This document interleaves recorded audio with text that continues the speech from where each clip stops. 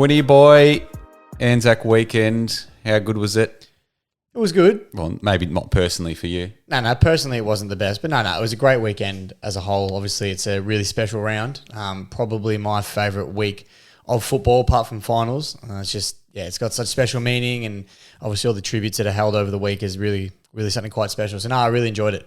Yeah. I mean, I completely agree. We obviously saw Anzac Eve together live, and that was the first Anzac Eve game I've been to, and yeah, it was incredible. Like, it really gets the emotions going, and makes you feel really proud to be an Australian as well. Like, it makes you feel really honoured to think about what went before you. Oh, absolutely. I think it just makes us all a little bit more grateful as well. I mean, the things that some of us complain about nowadays, and you just think how easy we've got it compared to the things that they were doing back then, and got people going to war at 16, 17, lying about their age. I try and lie about my age now to say I'm too old, to avoid going to war, and these guys are trying to get in. So it just shows the different levels. Obviously, the times were different as well, but just the courage that these young men and women had to go over there and fight was, something quite special. Yeah, no, absolutely, mate. It's crazy, and all the sacrifices that they made for us to live the lives we do now is quite incredible. So, yeah, always a great weekend, and it definitely gets the hair setting up on the back of the neck when the national anthem gets played in the last post. I know yesterday the Collingwood Essendon game was crazy with 85,000 people there, sun shining on the MCG. It was an amazing 10-15 minutes. I think it goes for a while, doesn't it? That pre-game last post and all that before it. So it's good. It's great. I'd say definitely the second best weekend behind the grand final. That's for sure. Yeah, absolutely. And you touched on the fact that we did go to Anzac Day Eve together. It was your first Anzac Day Eve attendance. What did you think of the night spectacle and the whole crowd with their phones out lighting up the MCG and the lighting of the cauldron and the horse going around? It's pretty special, isn't it? So good. I think I've used the word special about 25 times already in this podcast, but it's the best way to sum it up. Yeah, it was really special, Bruce. Really enjoyed it. It was great to be a part of it. It was just a shame that the game wasn't as good as the pre-game, but it was great. It was I've never seen the MCG like that. Never seen the MCG with the lights off as well. So it was pretty cool, and definitely something I'd like to do more often. Absolutely. Yep. But that was, we may as well touch on the Anzac Games while we're talking about them, so we can get your Tigers out of the way first. I know you were pretty flat about the performance on Sunday night. Yeah, a little bit. I mean, it's easy to be flat with your performance when you have a loss like we did in the fashion that we did, but then I also got to look at it on the other hand, and Melbourne are arguably the most unstoppable team. Well, no, they're definitely the most unstoppable team at the moment. So in saying that as well, to only lose by 22 points when arguably we probably should have lost by a lot more with Melbourne's inaccuracy. It's not the worst result at the end of the day, but I would have liked to have seen a bit more of a competitive match, especially for Anzac Day Eve. But yeah, I think Melbourne are just once again showing how dominant they are. And it was honestly this time last year that it was a bit of a passing of the torch moment when they beat Richmond in last year's Anzac Day Eve match, and sort of, Richmond were the reigning premiers at the time, and Melbourne sort of put their stamp on the authority of the competition. So. Yeah, absolutely. I think the D's they've got a bit of Richmond 2018 vibes about them, don't they? Where they're looking unstoppable and almost looking like they're going to go undefeated. And let's just hope they don't fail at the last hurdle like the Tigers did that year. Like many teams, that'd be the worst thing. Like many teams have done though. Like I think Collingwood 2011. I think the Saints in 2009. I think there's a few modern day teams. Geelong in 2008. Like there's a few modern day teams that have almost gone through undefeated and then failed at the prelim or the grand final. So it doesn't mean they haven't won anything yet, the D's, but I mean, it's hard to see anyone stopping them the way they're going. I feel like they haven't even gotten out of second gear, really, out of first gear. No, you just sometimes you see them play, and I was like, are they even trying that hard, or this is just too easy for them? And that's what I'm seeing at the moment. But you're right, it's one of those things where you can only win the games that you've got in front of you, but finals is a whole different kettle of fish, and it's just honestly who's peaking at the right time. And you like you said, could come to a prelim final and they just have one off night, and that's season over. So obviously they're everyone's flag favourite at the moment, you'd have to assume, but anything could happen come finals. But at this stage, you'd reckon they'd be too strong. Yeah. What about the other Anzac Day clash, Essendon and Collingwood? It was huge. It was a great game. It was an unreal game, wasn't it? 84,000 people at the G, biggest crowd since the pandemic started. Since the 2019 grand final. Yeah, so it was great. And it was great to watch. I loved it. It was probably the two teams that we probably hate the most, and they put on a great contest. Yeah, absolutely. It was it's one of those games where it's really hard to pick who you want to win, especially like you said, when we go for Richmond and Carlton respectively ourselves. So Collingwood and Essendon are probably our two most hated rivals, like you mentioned. So to try and pick one is always going to be tough, but I think we're both probably leaning on the edge of Collingwood a little bit. Well, that was my big call last week. You said a 40-plus point win to Collingwood. They got up by 11, so a little bit off, but they did win. So better than the North one the week before. You got half your big call right. I tipped Essendon to win this game, so I was wrong as well. So there you go. But no, it was an unreal game. It was just so many ebbs and flows, so many different moments of the game. We thought this is something quite amazing to watch. And I mean, the guy on the screen in front of us, for those that are watching the YouTube, Jack Ginnivan. What a star. What a star. Wow. Eat your word, Cornsey. Yeah. I mean, I wasn't a fan of this bloke, probably round 2, round 3 when he was being an absolute smart ass against Geelong. And then, dyed his hair blonde. I was like, oh, who's this guy? Like, he's only played a handful of games. He's got a bit of arrogance about him for no real reason. But, geez, he's turned it on yesterday, and I love him now. Like, when you've got personality and character like that, and you can back it up with your footy, hats off to him. Like, that was one of the best games you'll see from a teenager, especially on one of the biggest stages, if not the biggest home and away game there is. Well, I think he's the first teenager to win the ANZAC Day Medal since 2000. Mark McGough 2002. 2002, there you go. So it's been a long time coming. But yeah, you're right. I think that's the thing we want to see. So you can have character and personality. We want to see performances to back it up, because otherwise you come off as a little bit of a flog. Yep.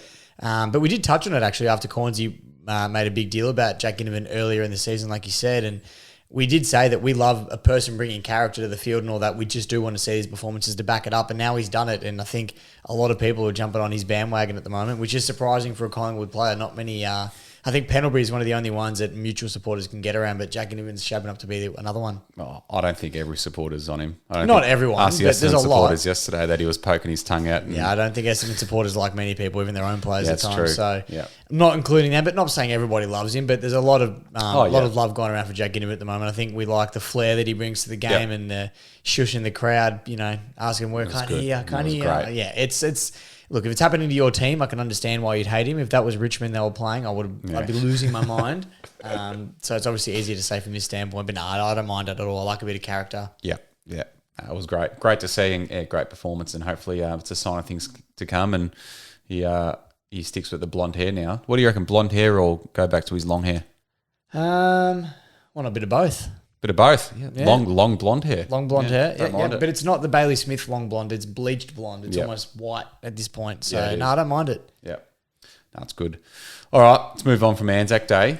What about the Freo Dockers? Are they the real deal? The Dukers. They looked good on Saturday night. I think they're definitely the real deal. I know we touched on it last week. We were questioning whether they were or not, but I think to come away with a strong win at home against the Blues, who have been pretty good this season as well, just shows that, they're the real deal. And they just looked really good as well. It wasn't like they fluked a win or just got over the line. They played some seriously good footy. I know you would have probably watched it a bit closer than me.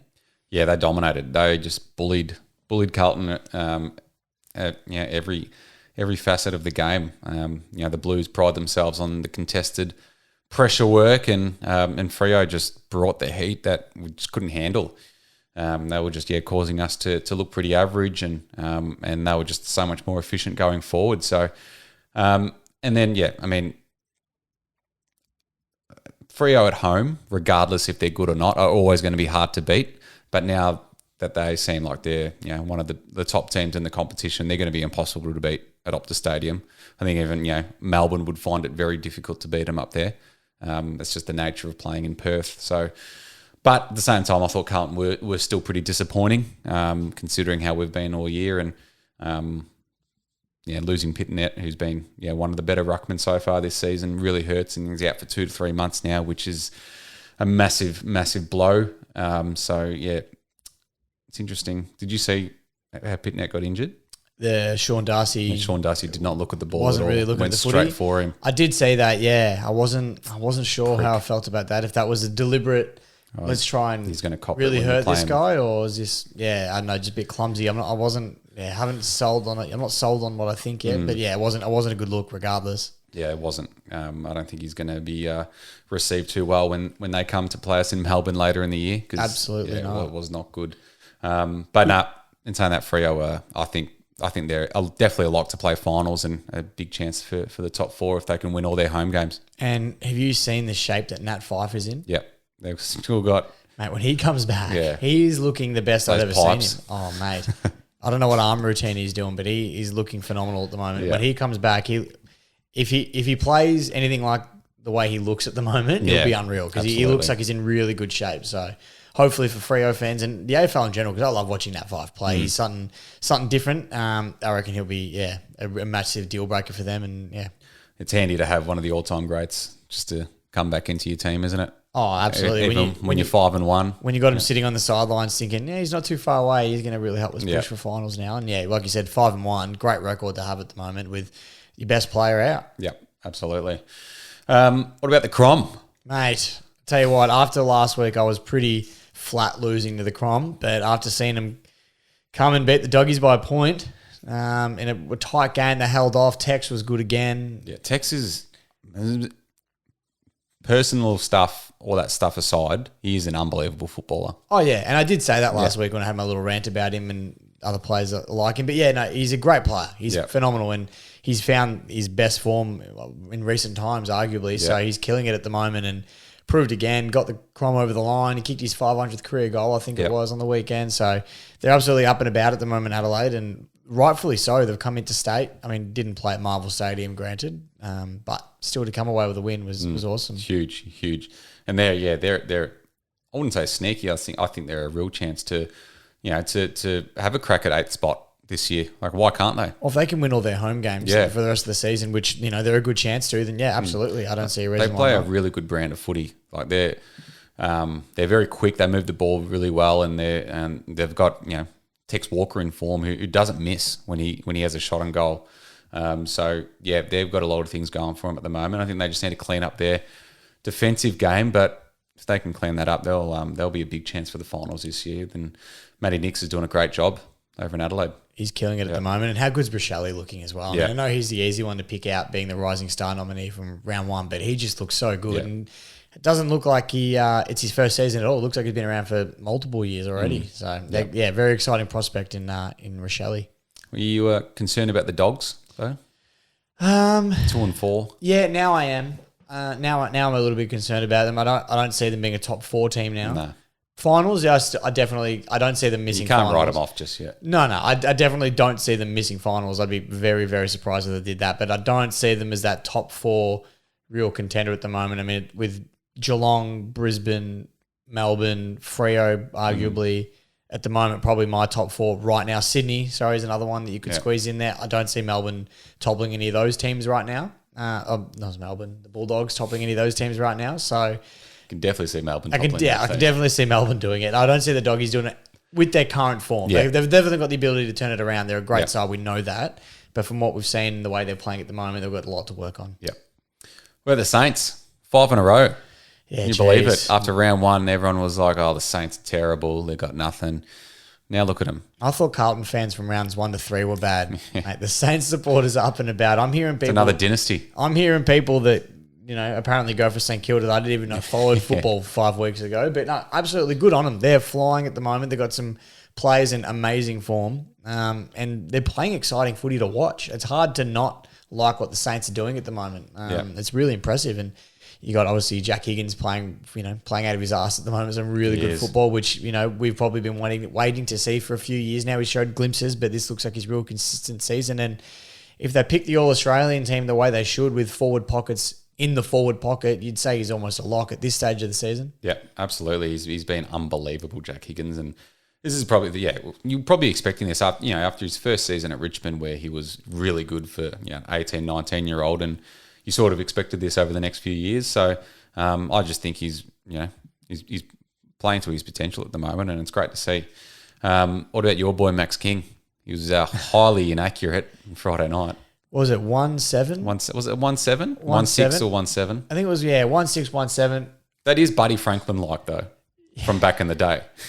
A little bit. It is a little bit Buddy Franklin-like, you're right. But I'll just say this. There's two ways to look at this, right? And I can see both perspectives. There's one to say he had 8 scoring shots. That's so dominant for a forward to be having that many shots on goal.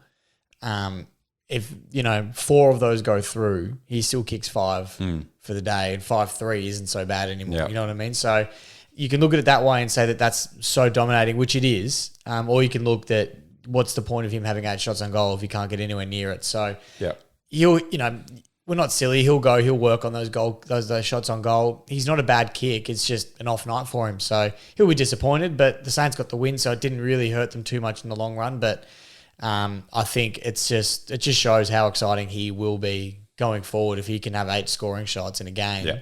I reckon he'll be this. If I was doing the big call, I reckon he'll kick a bag. He'll be the next player in the league to kick a bag of 10. Yeah, and to kick 1,000, just like Buddy. No, not 1,000. He won't kick 1,000, but he'll kick a bag of 10.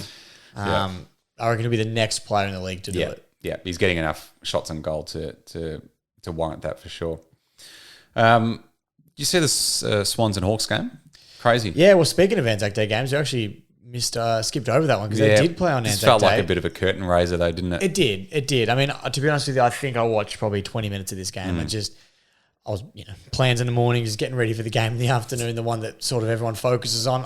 I don't like the fact that they do have another game on Anzac Day.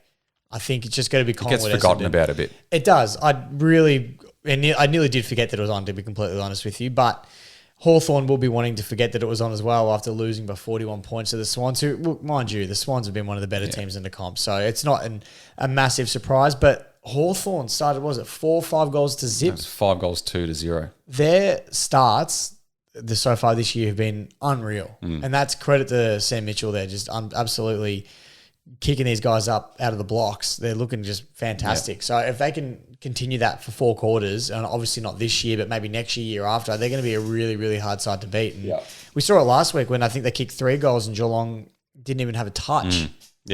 So it just shows how dominant. Very quickly. Exactly, which is scary. It can be really scary to some teams. But Sydney obviously being a bit more mature, a bit more professional, got the job done quite comfortably by 41 in the end. It's crazy because Hawthorn were winning that whole match, even, early stage of that last quarter, and then Sydney somehow win by 40 points. It was crazy. They kicked 9 goals in that last quarter. So that's a sign of a very strong team. And as you said earlier, I think they'll be definitely pushing for the top 4 this year. They're very impressive. And Kellen Mills had the highest rating game of any player this season. I think he did. What was it, 37 disposals? 37 touches, and I think I can't remember his exact fantasy point number. It was like 11 score involvements, 17 contested possessions, and 162 fantasy points. Huge. So there you go. That's a massive day out for Kellen Mills. A bit of a sour note from that game, though, was Paddy Mccartney's concussion. Yeah, this one was tough to watch. Very tough to watch. It's I did say I forgot about this game, but then when I saw the footage of Paddy Mccartney with his hands on the back of his head in the change rooms, he just looked so flat and disappointed. And they say now, good news, they say the club reckons he's fine. He's back to himself and he'll be good to go. They were being ultra cautious with him. Yeah, which is fair enough. I'm glad they were. Yeah. But at the time, before we knew any of this, honestly, I thought this was the end of his career. That's how many more concussions can this guy have before enough's enough? And as much as I want to see him keep playing, I want him to be right as well. So it was really tough to watch, just seeing how upset he was, and he's had such a tough run at it. I mean, I think he's the same age as me. He was number 1 draft pick the year I finished school. The year I should have been drafted. Got looked over. But the year I should have been drafted, he went number 1. And just to think that he hasn't even played, is it 50? I don't think he's played 50 games yet. Yeah, it's crazy. It's shocking, considering Braden Maynard in the same draft year has played, I think, over 100 now. Yeah. So it just goes to show the potential and what he could have done. But seeing him have a good year this year has been really great to see. And this concussion did scare quite a few people in the football world. But it's good to hear that he's okay and he'll be playing in a couple of weeks. Yep, absolutely. So, fingers crossed everything's all good there because, we all know his history. And, he did not look well in the change rooms afterwards. The Mackay brothers. The conspiracy is real, 100% real here. 7 times in a row is too many times for me not to believe that something's going on. Ben Mackay's never been suspended in his life, and he's been suspended the week before he plays the Blues. I'm not a conspiracy theorist, but this one has to be on the money. And they never come out and do interviews together or get photos together. Never. Just their draft ones, which could have easily been photoshopped. It's outrageous. It's and then Harry's like a big chance to miss as well this week. So, see, I think he was a big chance to miss, but not definite. But I think he's definitely playing now. But he's not definite to miss, right? So that's why. That's why they suspended him. It's crazy. The AFL couldn't let their little secret slip. Are they the most identical twins in the game, or one of the most you've ever seen? I think the King brothers for me. Yeah, they're pretty I think the King probably a little bit more. Yeah. I think if Ben had a disgusting moustache, then definitely. Yeah. But otherwise, no. They're. I can't pick them myself. Yeah. So they're right up there. Harry's a bit more muscular. I think a bit more thicker. A little bit uglier. A little bit. Oh, they're both pretty ugly. Yeah, they're both pretty ugly. Sorry, Harry. Hope you're not listening. The one episode he tunes in, he potted him. All right. Well, that's probably a good segue into the round 7 fixtures. So obviously Carlton play North, but we'll get to that game a bit later.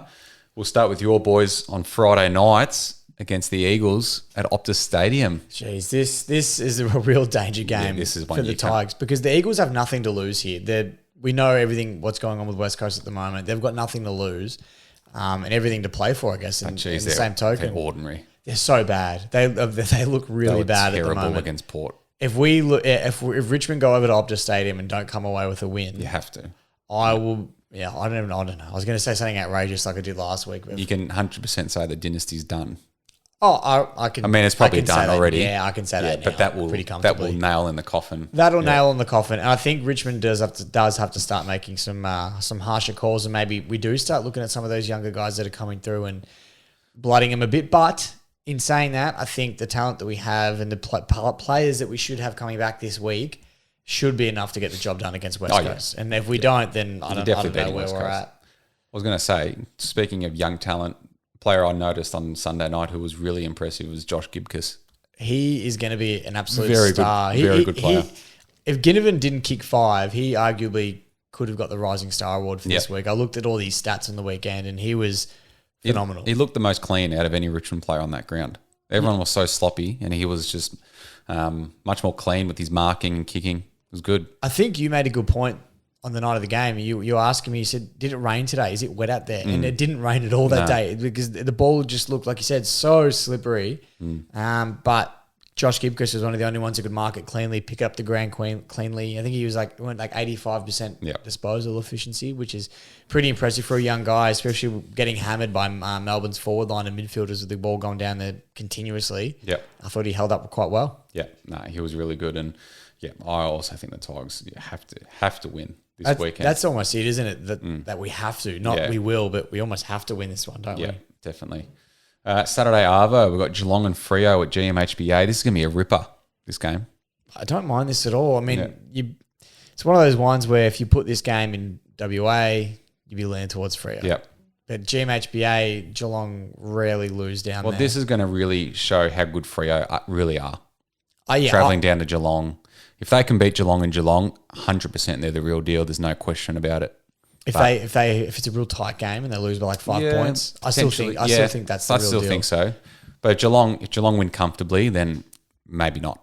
Yeah, I think it is a tough one. I think no matter what, I'm considering Freo a very good side. I think they're definitely going to play finals, but in terms of like that premiership threat, yeah, exactly. They need to be, beating these, like winning these sort of games if they want to be considered a premiership team. Well, these are the tough games. These are the ones you want to be winning and to prove to the rest of the competition that you are the real deal. And I'd love to see Freo get the job done, but it's too hard to tip Geelong away from GMHBA. It's too hard. Yeah, no, Geelong for me as well, just purely because it's there.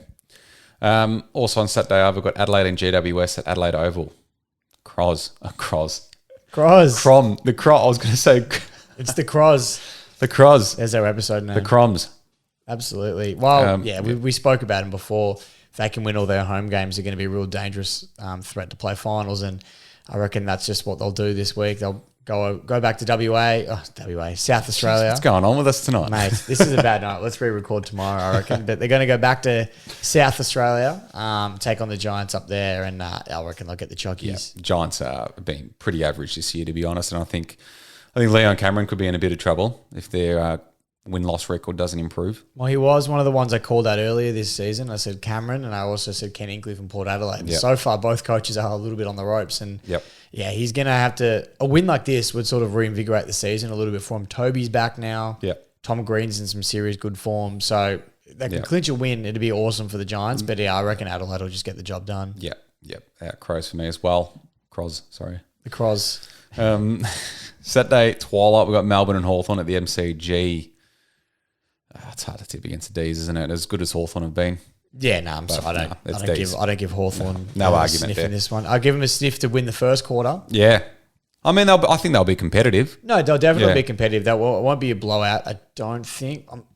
Melbourne's third quarters are so scary, though. Yeah, they are. It could be tied at half time, and then Melbourne just come out in the third quarter and just obliterate them. So I don't want to say it won't be a blowout, but I do think it will be competitive. Yeah. No. D's too good. Saturday night, we've got St Kilda and Port Adelaide at Kazali Stadium up in Cairns. This gives me nightmares. Playing up in Cairns. So this is the Carmichael Hunt game. The Carmichael. Well, there's a few games actually. Richmond sold and up to Kazali's and we lost them all. So I don't like that stadium at all. But the Saints, what are they? 5 in a row. Yeah. Port's just won their first game for the season. You never know what that could do to Port. Like they had seriously one of the most one-sided wins you'll see.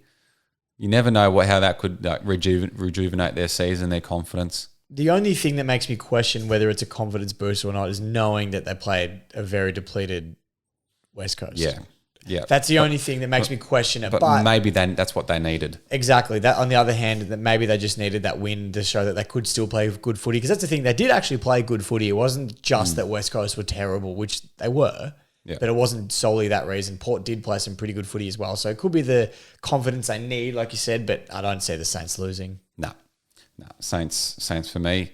Also on Saturday night, we've got Carlton and North Melbourne. Banana skin game, this one. Well, I don't like it. If Ben Mackay was playing, I would have said North quite comfortably, but with him out of the picture, it's going to be a tough one to pick. Carlton can't lose this. Both our teams have got can't lose games this weekend. A little bit. I think ours is a little bit more dire straits than Carlton is at the moment. But you're right. Man, if we lose to North, then everything you've done earlier in the season kind of gets written off. Whereas on the other hand, we sort of need to win because we haven't really done anything yet. Yeah, but at the same time, you don't want to be those teams that lose to West Coast and North at the moment because they're both being as bad as each other. Exactly right. Yeah. So you're right. We both can't afford to lose these games, but I don't think Carlton will. I reckon they'll win fairly comfortably as well. Yeah, I think we'll bounce back strongly, and we need a percentage boost. Our percentage is pathetic for a team in the top 8, so we desperately need to increase that. Sunday, Arvo, we've got Collingwood and the Gold Coast at the MCG. I like this game. Gold Coast beat Collingwood last year at the G. That's what I'm saying. I actually really like the look of this game. Gold Coast are in some pretty decent form at the moment. Collingwood coming off a massive Anzac Day win, bit of confidence up them as well. And I don't think they'll lose at the G again to the Suns. But I reckon it'll be a real tight fight. But no, I think Collingwood for me for this one. Yeah, no, Pies for me as well. I think the Gold Coast, they're still just way too inconsistent for mine. So I think the Pies at the G. Doggies and Essendon at Marvel. Speaking of can't lose games, Dogs really can't afford to drop this one. I mean, I know Essendon aren't. If Essendon drop this too, they go 1-6. That is, it's poor for a team that played finals last year. The way Essendon have been playing, they're very easy to score against. Yeah, they are. I don't know. I just don't see them. And the Dogs know how to score quickly as well. I don't see them mounting much of a threat to the Bulldogs. They could put up a good fight at Marvel Stadium, but I think the Dogs are going to be too strong and too hungry to bounce back after another disappointing loss and to try and reinvigorate their season yet again. Yeah, no, Dogs for me as well. And then the final game of the round, we've got Sydney and Brisbane at the SCG. An absolute beauty. I think this is the game of the round. Has to be, doesn't it? Has to be. I think it's another one. If it was at the Gabba, you'd be leaning towards Brisbane's SCG, leaning towards Sydney. Yeah. I still think Brisbane, I'm going to tip Brisbane in this one. I still think they're just slightly the better side, but if all Sydney's guns turn it on, then they're going to be hard to beat as well. So it's going to be a very close game. And like you said, game of the round. Surprised it's on a Sunday. Yeah. It's an interesting time slot for probably the best game of the round, but Brisbane for me. Yeah. I think I'm going to go Brisbane as well in a very tight game. Yeah, very much looking forward to that one. And you think say if Sydney win comprehensively, I mean, say if either team win comprehensively, that nails them down as the second seed to Melbourne. Yeah, it has to. Say. It has to, absolutely. So I can't wait to see all these teams play each other. Yeah. Just to see who stands where and all the rest of it. So this will be exciting to see this game on the weekend. Yep. All right, that is round 7 done. Already a third of the way through the season. It's crazy. Scary to think, isn't it? It was only a couple of weeks ago, I feel, that we were begging for footy to come back, and now we're nearly halfway done. Just flies through. All right, it's time for your segment, mate. Cry Me a River.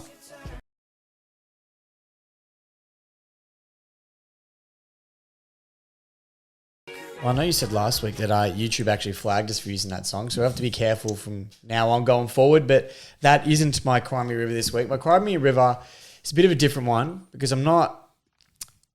It depends how this situation pans out will depend on how much I'm crying over it, if that makes sense. So for those who haven't heard, Gill Mclaughlin flew out to the States today, I believe it was, to go discuss some streaming deals with platforms over in the States, and I don't know if that's purely to watch in the US or if that's for streaming platforms such as Netflix, for example, to stream football games and we can watch them here on Netflix. I don't know how that's going to work, but I think that if that's what it's going to be, different streaming services in Australia, whether it be Paramount, Netflix, Disney, whatever it is, I don't like it. I think let's stick with, you got Fox on the big one, which is already on KO. You've got Channel 7. Let's not start dispersing games to all different platforms. I know you're a big soccer man yourself, and I've found it difficult trying to follow it due to the fact that Premier League's on Optus. Then if you want to watch Champions League, it's somewhere else. If you want to watch something, it's somewhere else. Let's keep football as simple as possible. Watch it as little places as possible. And just make it easy for us to watch as fans, because you're going to wonder why people aren't watching games. Well, we have to sign up to 7 different streaming services to watch games of football. It's not going to happen. However, if he's going over there simply to stream these games in the US, then I've got no issue with it, because then we're just trying to grow and expand the game and it doesn't affect us in the slightest. So maybe I haven't done my research, or maybe it hasn't come out yet. I'm not too sure, but regardless, that is my Cry Me River for this week. Yeah. I'd like to think it is for the latter, that he's, doing it to grow the game, but you never know. But it would make no sense for them to, have it on Channel 7, have it on Netflix, have it on KO. It wouldn't add up. No. That's why I said it's a bit of a weird one, because there was nothing that actually really pissed me off this week. So I'm really clinching at straws with this one here. But I thought if it does go that way, it would piss me off. So that's what I'm rolling with. Yep. Okay. No, good. It's a pretty poor one this week. We'll have to improve for next week. Well, someone pissed me off. We did see Gill though on the weekend. We did. We should have asked him. I forgot to mention, when we did go to the Anzac Day Eve game, we were fine dining in the Tom Willis dining room in the AFL members side of the MCG, and we had a beautiful meal there before the game, free beers, which was something pretty special. But the AFL invited the podcast to come along for some fine dining. So Gill wanted to have a chat about some of the things that we've been talking about and wanted to include some things into the show. So we'll be working those in the coming weeks. But we had a good chat with Gill. It was good to see him there, and we didn't get into the streaming service part. So apologies, Gill, for throwing you under the bus here without actually asking you first. But that's how the cookie crumbles, mate. You just kept pestering about the umpires, weren't you? Oh, mate, the umpires. I said to him, mate, how can Richmond's free kick differential be last every season, mate? So we've won 3 flags with it. Give us a break. Gill. He didn't like it. No. All right, you want my big call? I want your big call. Okay. I've been waiting for it all day, actually. I've been thinking about it. I'm like, what could the big call be this week? Because your last 2 have been a little bit off. So we want one that's still a big, but we'll try to get on the money this week. I'm going to go. Here we go. Adelaide to win by 50 plus points Ooh. Against the Giants, and to, if not sack, but be very close to sacking Leon Cameron not long after. Oh, geez. You're going to Adelaide will just bury Leon Cameron, essentially.